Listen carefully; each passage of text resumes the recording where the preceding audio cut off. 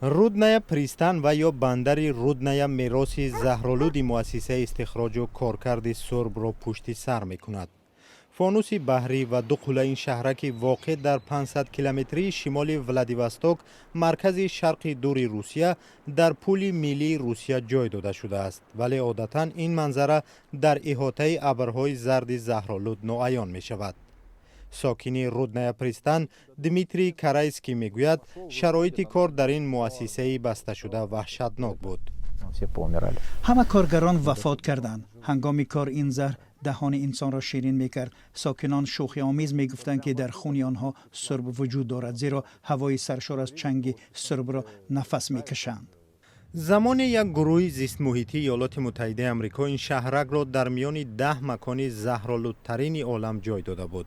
سال 2006 کارخانه استخراج و کارکرد سرب بسته شد.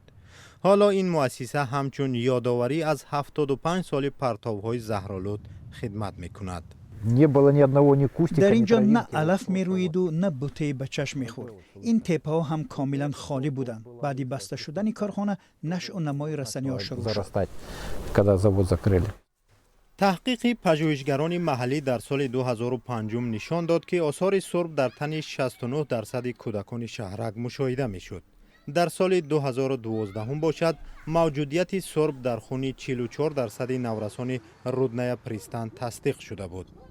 همین گونه میزان پرتاب‌های زهرآلود در هوا، خاک و آب محلی پایین شد.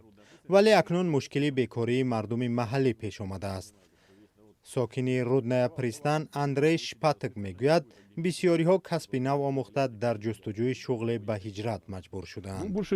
آنهایی که باقی ماندند به صید خرچنگ و ماهیداری غیر قانونی مشغول هستند. صرف نظر از مشکلی هایش رودنه پریستان آهسته آهسته توجه سیاحان را به خود جلب می کند.